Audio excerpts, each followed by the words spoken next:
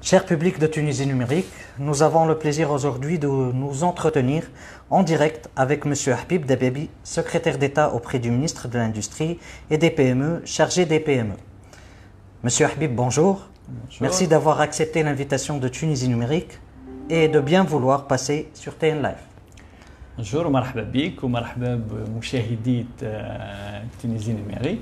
ان شاء الله تكون فرصه اليوم انا نتحدثوا على كيك شوز دو فوندامونتال اللي هي الاندستري والبي ام او واللي في الايامات هذه السياسه غطت برشا لا بارتي امبورطونت تاع البلاد هي لا بارتي ايكونوميك. Parfait, c'est Habib. On est directement dans le vif du sujet.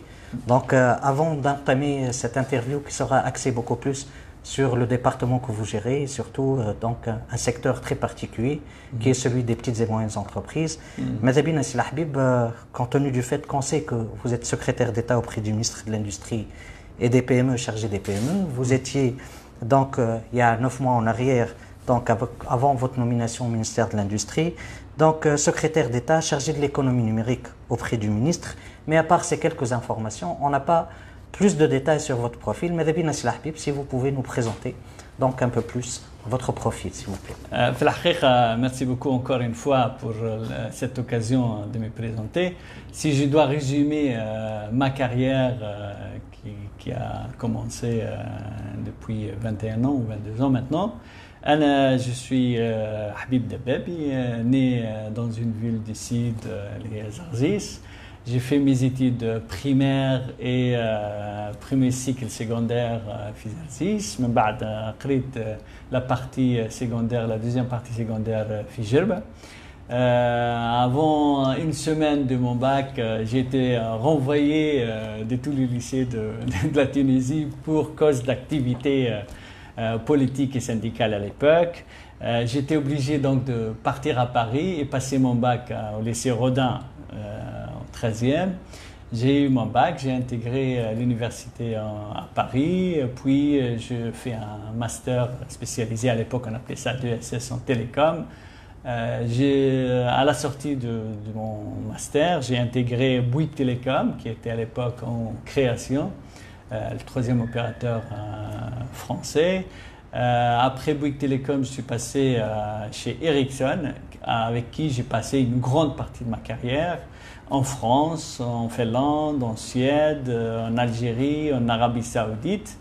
Et en 2012, j'ai décidé de rentrer et donc j'ai intégré le cabinet du ministre d'éthique à l'époque, chez Mounji Mansour, en tant que conseiller auprès de lui, responsable des télécoms et de la transformation du secteur télécom. En 2016, j'ai démissionné de cette position et j'ai créé ma propre boîte de consulting en management et en stratégie qui s'appelle MySelfCom.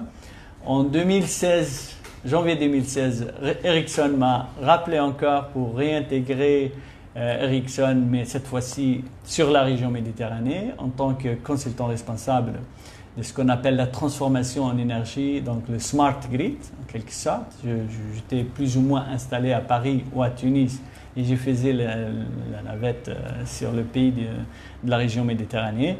Et en août 2016, j'ai été rappelé à nouveau pour réintégrer le gouvernement de l'Union nationale à l'époque avec le chef du gouvernement Youssef Chahd. J'ai passé 2 ans avec le ministre de technologie Sian Marouf.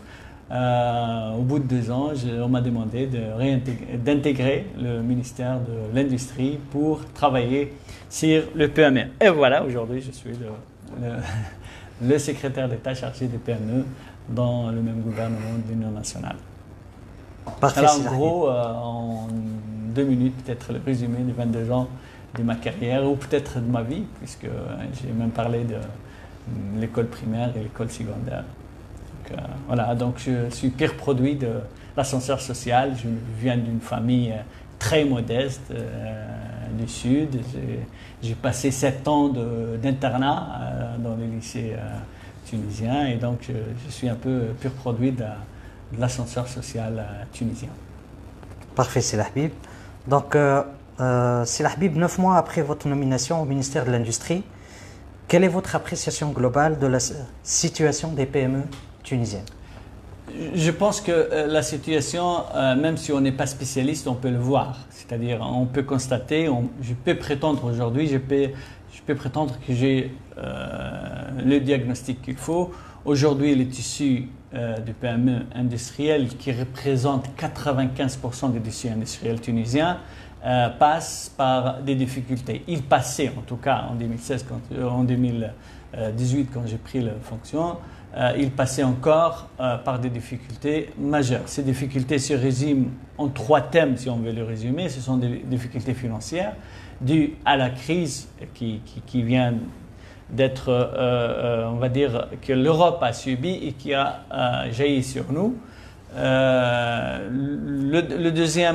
deuxième difficulté, c'est des difficultés de transition d'un modèle industriel qui est vieillissant à un modèle qui est naissant. Je veux dire, on fait une transition du modèle industriel.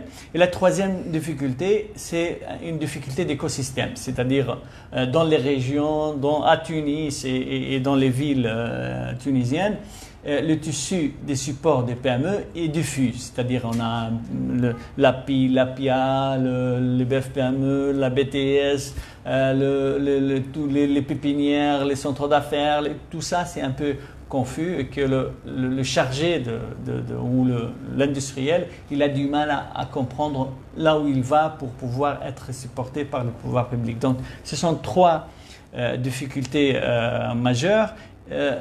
Pour chaque difficulté, on a essayé de trouver des remèdes. Il n'y a pas de remède miracle, c'est des remèdes dans le temps, donc il faut le mettre en place.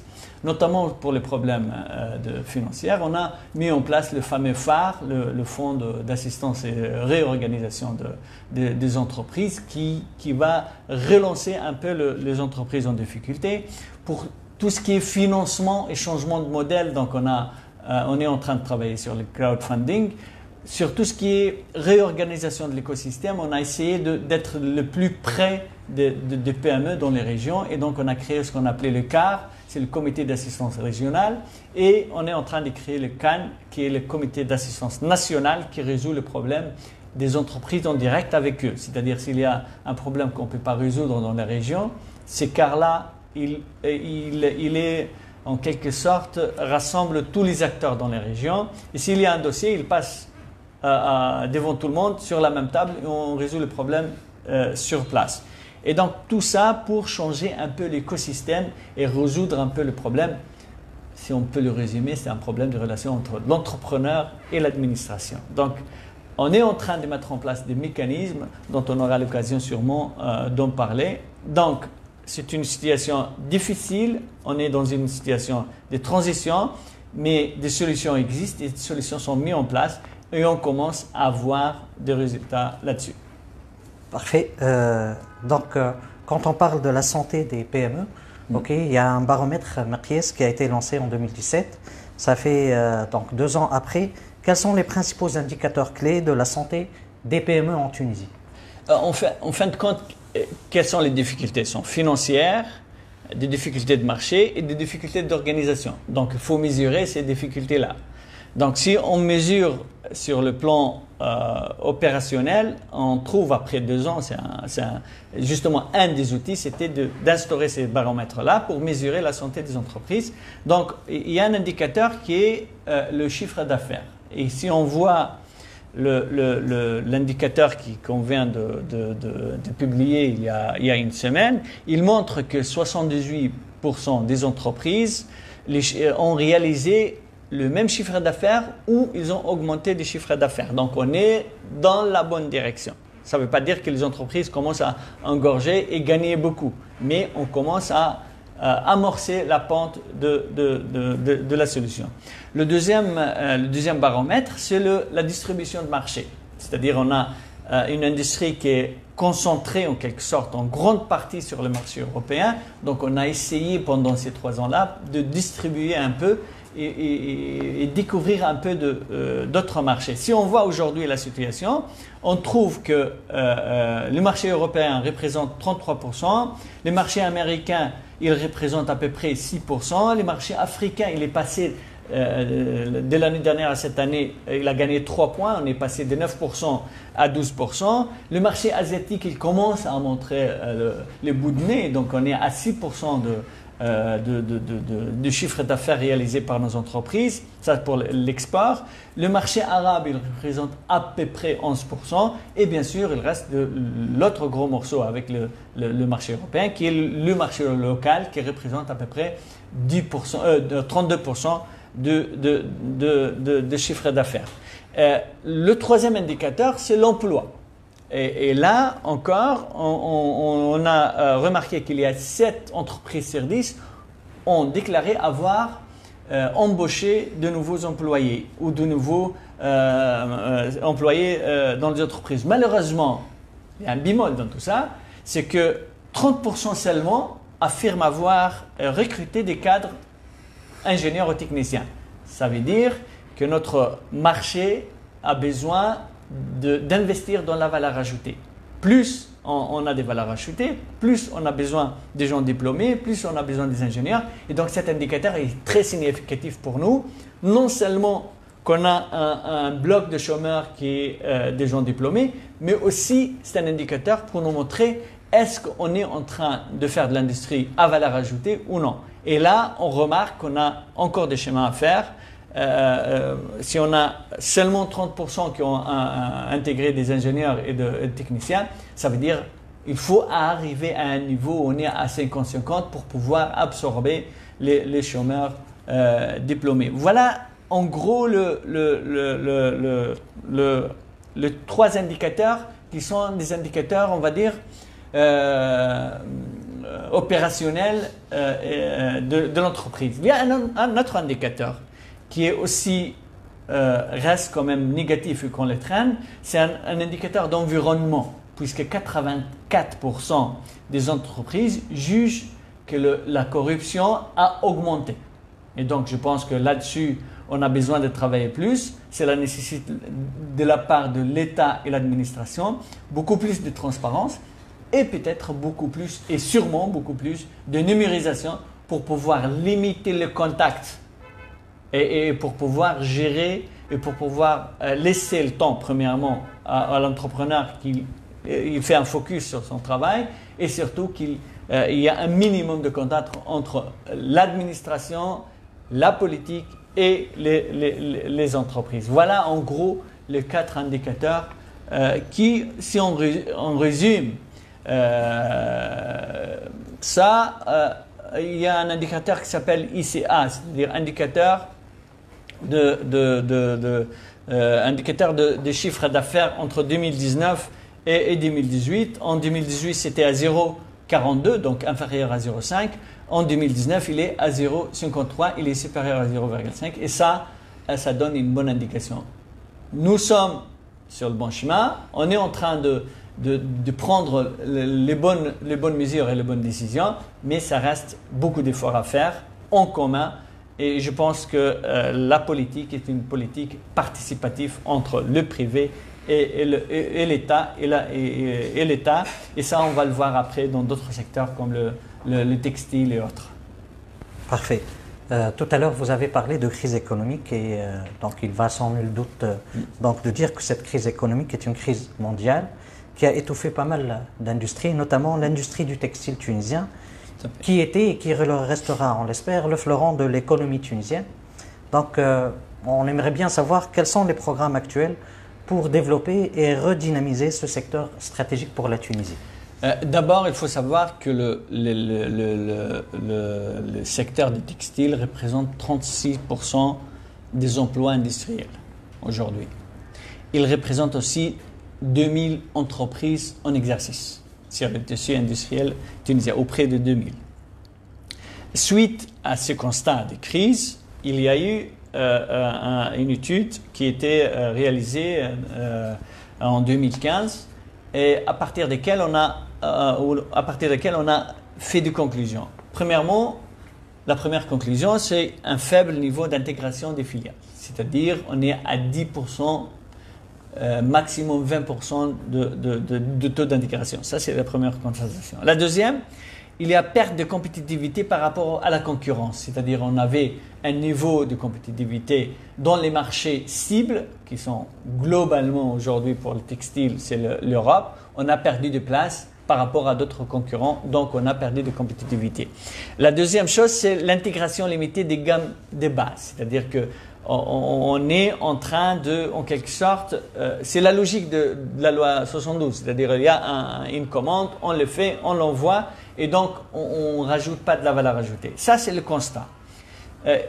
Sur ces bases-là, il y a eu un plan 2016. Ce plan-là, il a eu pour objectif de résoudre un peu les problématiques financières autour de l'entreprise du textile. Et donc, pour relancer un peu la machine et le mettre en marche.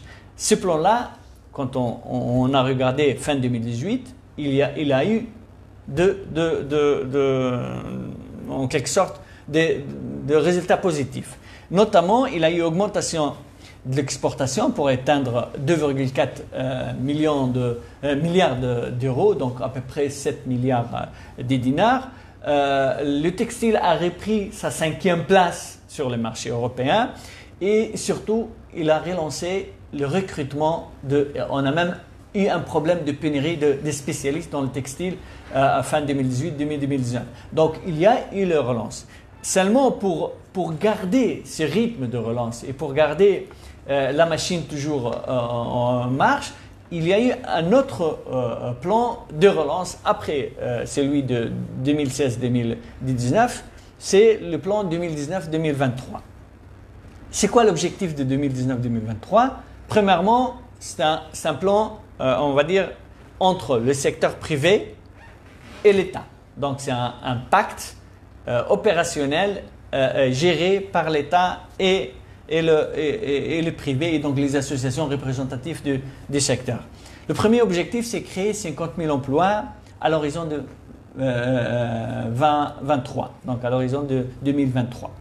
Le deuxième objectif, c'est passer de 2,4 milliards d'euros dont on en parlait à 4 milliards d'euros de chiffre d'affaires. C'est une augmentation entre 5 et 6% pour les années 2019-2020 et une accélération à partir de 2021 pour atteindre 13% en 2021, 2022, 2023.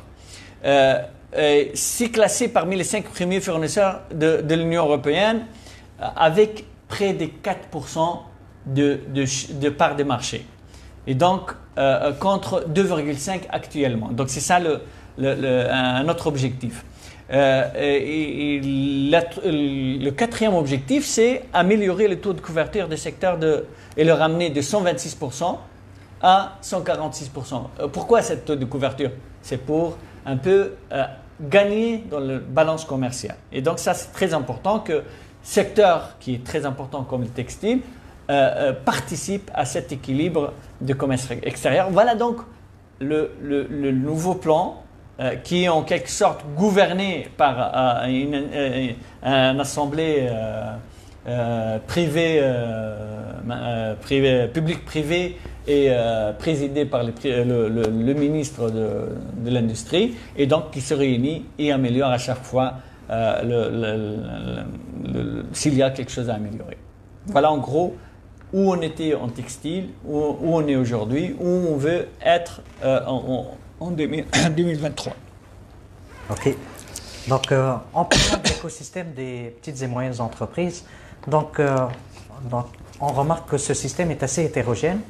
Et malheureusement, donc, les études le démontrent, il y a pas mal d'entités qui sont des micro-entreprises et parfois des PME qui travaillent dans l'économie informelle. Donc, on a tous vu les dernières statistiques de l'INS et de l'INC, donc, qui permettent de dire que cette économie représente plus de 55% donc, de l'économie tunisienne.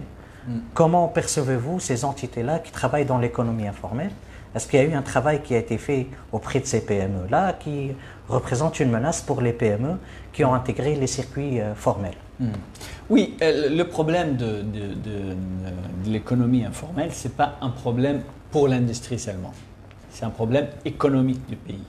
Et donc, la solution pour les circuits informels ou l'économie informelle, c'est une solution multifacette. Il y a la partie administrative, il y a la partie sécuritaire, il y a la partie économique et système économique, et il y a la partie aussi gestion de secteur par secteur. Et donc, parmi, bien sûr, les secteurs en quelque sorte impactés par ce circuit informel, c'est les PME. Pourquoi ils sont impactés? Parce que les PME, une grande partie de la production des PME est exportée.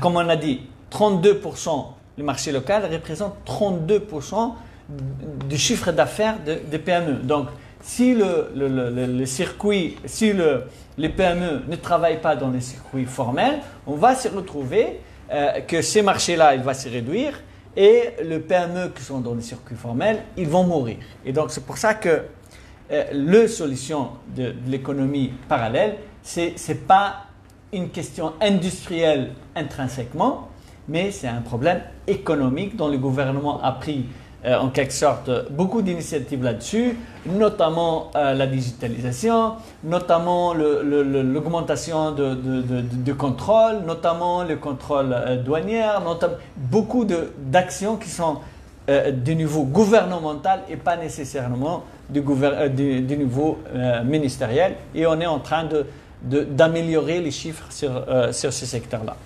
Parfait. Donc, ces derniers temps, donc, la Tunisie a entamé des négociations avec l'Union européenne dans le cadre de l'ALECA. Donc, on a entendu beaucoup parler de l'ALECA. J'aimerais bien savoir, donc, et nos lecteurs aimeraient bien savoir, comment donc, votre département perçoit cette ALECA-là et est-ce qu'il s'agit vraiment d'une opportunité pour nos entreprises et surtout les PME tunisiennes? Ce qu'il faut dire sur l'ALECA, c'est d'abord un changement des règles du jeu dans une zone économique bien définie. Il y a un acteur économique qui est l'Union européenne et il y a un autre acteur qui est la Tunisie et plusieurs pays qui veulent intégrer le même espace économique et donc il faut un changement des règles du jeu entre eux. Et qui dit changement, dit risque, mais dit aussi opportunité. Donc l'ALECA peut être risque et menace si on ne le gère pas bien et peut-être c'est une opportunité et sera sûrement une opportunité si on les gère bien. Et quand on dit gérer bien, c'est savoir réussir cette négociation. Et pour réussir cette négociation, il faut d'abord être pragmatique et prendre le temps pour mettre en place les changements. Parce qu'il n'y a pas de changement des règles du jeu, des dimensions du pays économiquement, qu'il faut le faire comme ça avec un clin d'œil. Il faut mettre le temps pour mettre les changements en place, prendre son temps pour mettre les changements en place. Et ça, je pense, c'est un point important dans les négociations. La deuxième partie, il faut faire participer les industriels et les acteurs économiques. Les industriels pour notre département, mais aussi les agriculteurs pour notre département, mais aussi les gestionnaires des savoirs et les gestionnaires de capital humain du pays pour un troisième secteur, et ainsi de suite. Donc, il faut faire participer les acteurs. C'est ça les clés de réussite. Il faut être pragmatique, il faut prendre son temps pour les mettre arriver à des résultats et les mettre en place. Et il faut surtout faire participer les acteurs. Et donc, l'ALECA, si on veut le réussir, on le réussira. On peut le réussir qu'ensemble, tous les acteurs ensemble, l'État et les privés, et bien sûr les acteurs associatifs et les associations économiques. Ok, donc je vais poursuivre avec une autre question qui entre dans le cadre de certaines réflexions qui a été émise lors de la deuxième édition de la FITA en 2019, le Financing Investment and Trade in Africa. Et vous avez annoncé donc qu'un projet de loi sur le crowdfunding ou le financement participatif sera présenté donc à un futur Conseil de ministres donc, et sera soumis à l'Assemblée des représentants du peuple pour adoption avant la fin de l'année en cours. Donc on aimerait bien savoir où en est-on aujourd'hui avec ce projet de loi, quelles sont ses grandes lignes et pourquoi accuse-t-on autant de retard? Le crowdfunding, en fait, il faut tracer le cadre général. C'est en quelque sorte, on a dit tout à l'heure, il faut innover dans la manière d'approcher l'industrie, mais il faut aussi innover dans la manière de financer l'industrie. Et notamment les crowdfunding, c'est une manière d'innover, de faire participer le peuple, de faire participer les individus, les sociétés, les citoyens du monde au financement des entreprises et notamment minimiser les risques. Parce que si on a besoin de 1000 dinars, si on est 100 à distribuer ce risque, on prendra le risque. Mais si on est 2 personnes, peut-être on va hésiter avant d'investir. Et donc, ce financement participatif est en quelque sorte une nouvelle mode de financer les entreprises. Pourquoi c'est bon pour nous? Premièrement, parce que en quelque sorte, on crée quelque chose qui n'existait pas pour financer les entreprises. C'est une nouvelle ouverture, une nouvelle passe pour financer nos entreprises. Deuxièmement, on va ouvrir la porte du financement des entreprises pour nos citoyens qui se trouvent à l'étranger. Tous les Tunisiens qui se trouvent à l'étranger aujourd'hui, ils ont du mal à participer dans le financement des entreprises tunisiennes.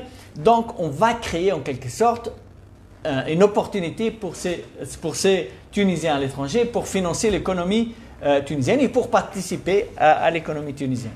Aussi, on va ouvrir la porte pour des gens dans le monde. C'est-à-dire que si on a une entreprise à créer à Gassérine et si on le met sur la plateforme de crowdfunding, en quelque sorte, on l'expose pour un financement mondial. Et donc, quelqu'un qui se trouve à New Delhi, qui est intéressé à telle ou telle technologie, il peut avoir quelques dinars ou quelques dollars dans cette entreprise. Et donc, c'est une opportunité pour financer les entreprises.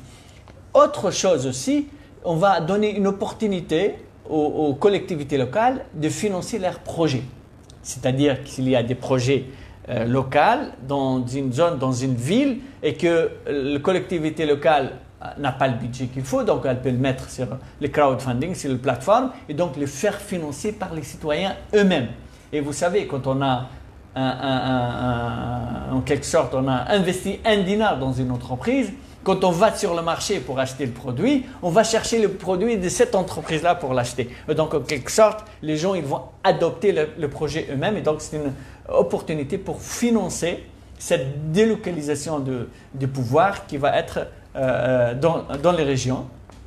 Mais il y a un autre aspect aussi qu'on doit le regarder à travers cette loi, c'est qu'il y a des projets qui sont d'ordre culturel et d'ordre, on va dire, je sais pas moi, il y a une zone historique qu'on veut les restaurer et tout ça, mais l'État n'a pas les moyens ou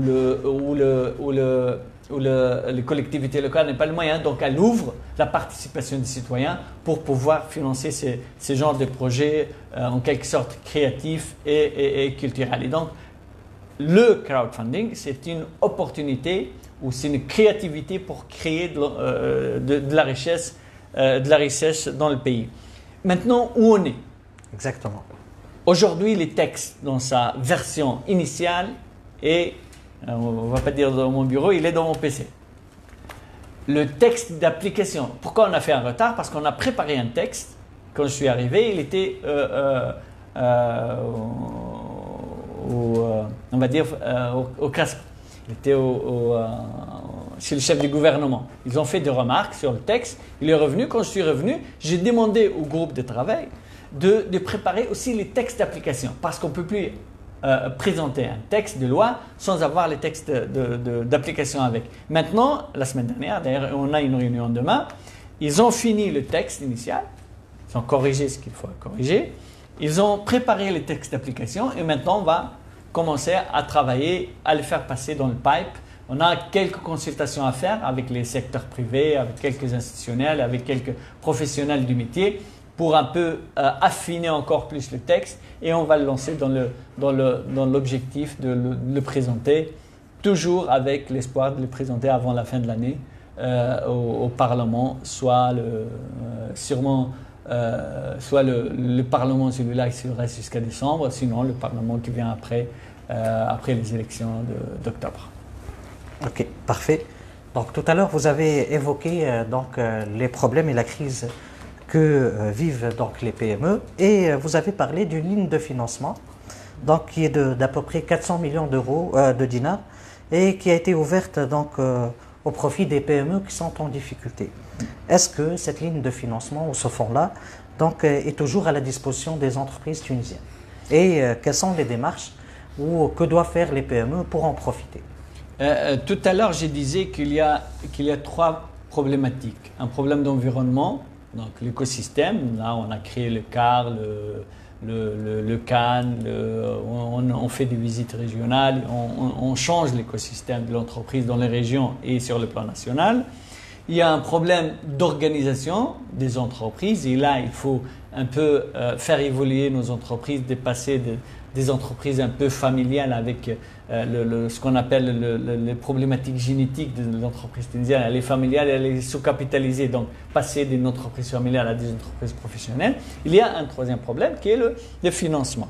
Et donc, en 2018, le gouvernement a fait ce constat-là. Donc, ils ont décidé dans le budget de 2018 de faire voter une ligne de support pour aider les entreprises à passer cette période de crise et donc à restructurer leur financement. Et l'objectif était de faire restructurer 600 entreprises PME avec une enveloppe de 400 millions de dinars. Quand je suis arrivé au ministère ici, on vient juste de finir en quelque sorte à mettre en place l'organisation pour faire participer les entreprises. Et donc, le premier copil était en septembre. Je suis arrivé presque opérationnellement en septembre. Tout de suite après, on a fait le premier copil. Aujourd'hui, on a près de 260 entreprises candidates pour profiter de ce fonds-là, qui donne trois axes de support pour les entreprises. Premièrement, rééchelonnement des dettes. Deuxièmement, en quelque sorte, le prêt participatif qui, en quelque sorte, il va donner le fonds de roulement pour les entreprises pour se relancer. Et troisièmement, payer l'expert qui va préparer le plan d'action, qui va suivre le plan d'action après, pendant les 3 ans d'exercice de plan. Et donc, aujourd'hui, on a 260 entreprises, ou près de 260 entreprises qui sont candidates. Il y a 53 entreprises qui ont déjà eu l'accord. Et donc, sur les 400 millions de dinars, on a déjà dépensé 107 millions de dinars pour les entreprises. Donc, ce qui est bien avec ces fonds-là, d'abord que l'entreprise choisit son expert. La deuxième chose, c'est qu'elle vient avec l'accord de la banque. Et la troisième chose, c'est quand une entreprise fait une demande, au bout de 7 jours, ils ont la réponse. Est-ce qu'ils sont éligibles pour les fonds ou ils n'ont pas? Et donc, en tout et pour tout, toute la démarche ne dépasse pas 3 mois. Et donc, ça, c'est très important. Quand j'ai dit 3 mois, parce que l'expert, il a 3 mois pour préparer son plan et pour le présenter au copil pour avoir l'accès au fonds. Voilà en gros, c'est quoi ces fonds-là. Je pense que c'est un outil très apprécié par les entreprises. Je pense que le fait d'avoir aujourd'hui en quelque sorte sauvé 53 ou 54 entreprises qui emploient à peu près 10 000 emplois, c'est très important parce que garder un emploi est beaucoup moins cher que créer un autre emploi. Garder un emploi, ça coûte à peu près 10 000 dinars. Créer un emploi et qui n'est pas sûr de durer coûte à peu près à l'État, à la communauté, on va dire, 25 000 dinars. Donc, c'est clair qu'on gagne beaucoup en gardant des emplois et en supportant nos entreprises à passer cette, en quelque sorte, crise momentanée. Et on espère que les 57 entreprises qui ont eu déjà l'accord vont encore embaucher des gens pour s'y relancer. Ok. Donc, je vais revenir à une question beaucoup plus stratégique sur les 10 années à venir. Donc, quelle serait votre vision pour les PME tunisiennes? Vous savez, les choses changent très vite. L'écosystème mondial change très vite. Donc, quand on veut avoir une vision, il faut incorporer quelque chose qu'on appelle la flexibilité de la vision. On a une vision La vision est la suivante, c'est que d'abord, on passe d'un modèle économique qui est basé sur la loi de 72 où la valeur ajoutée est quand même, il y a de la valeur ajoutée, mais il est minimum, à un modèle, autre modèle économique où on va intégrer beaucoup plus de valeur ajoutée, premièrement. Deuxièmement, on va en quelque sorte mettre beaucoup plus de technologie. Troisièmement, on va en quelque sorte mettre beaucoup plus de créativité. C'est pour ça qu'on a fait les startups, Startup Act, on essaye de mettre le crowdfunding en place. C'est pour, en quelque sorte, créer un modèle économique qui tourne autour de l'économie de savoir et l'économie en quelque sorte, de la créativité. Et donc, passer d'un modèle à un autre, il aura des conséquences sur nos entreprises. C'est pour ça qu'il faut accompagner nos entreprises à se transformer.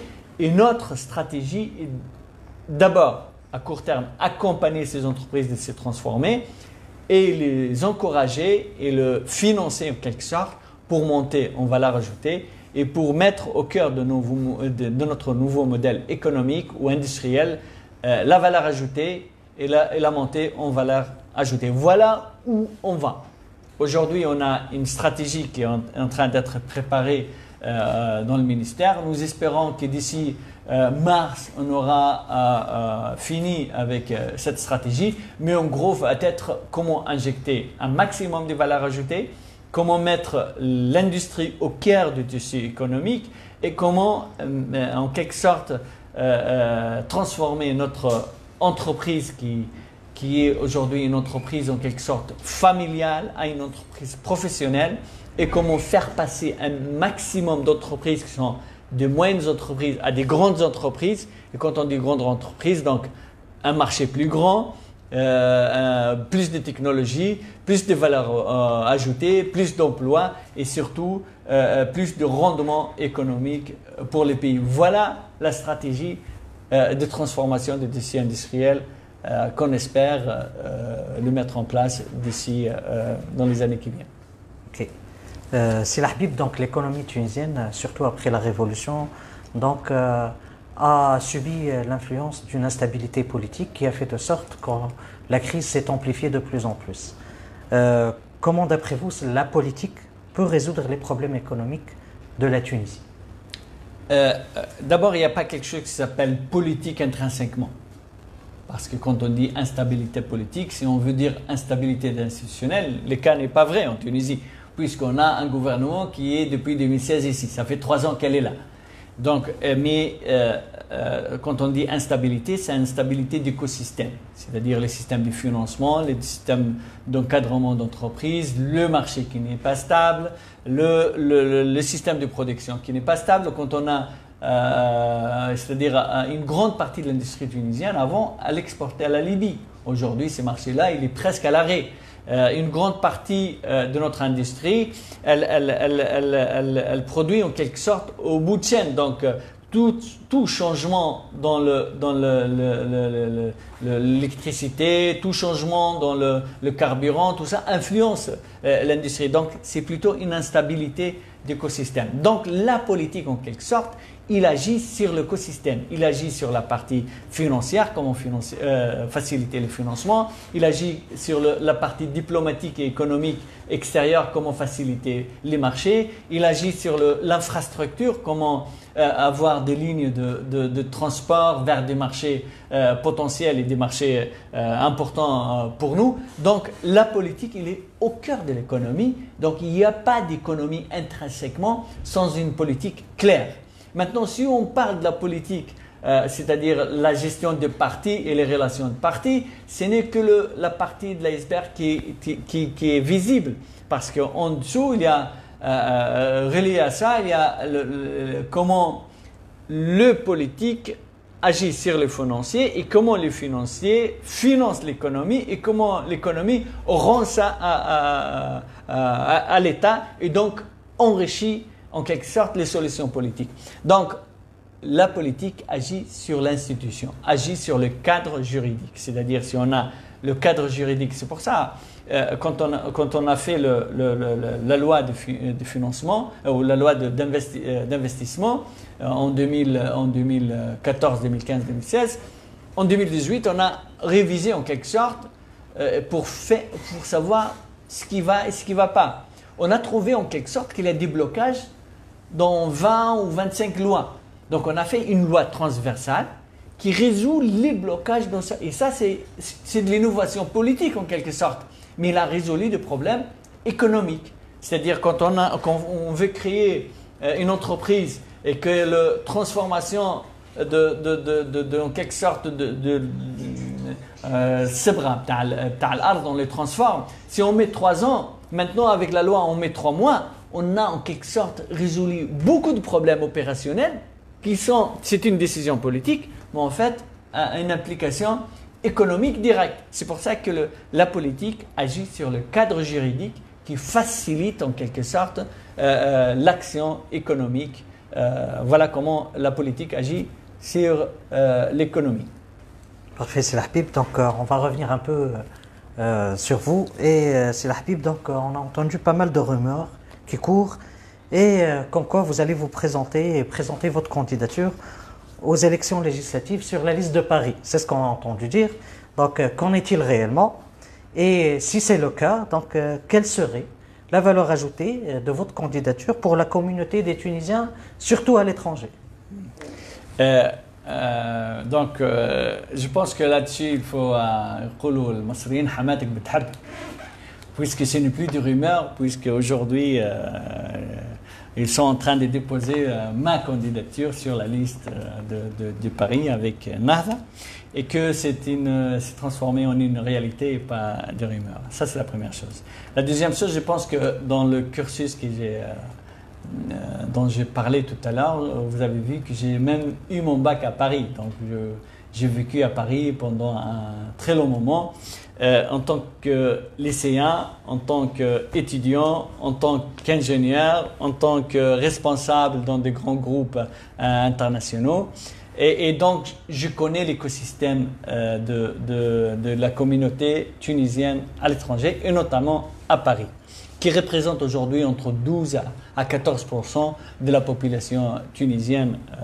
Je parle de la communauté étrangère, la communauté tunisienne à l'étranger. Cette communauté, il y a des objectifs en fait, et ça c'est l'objectif de ma candidature.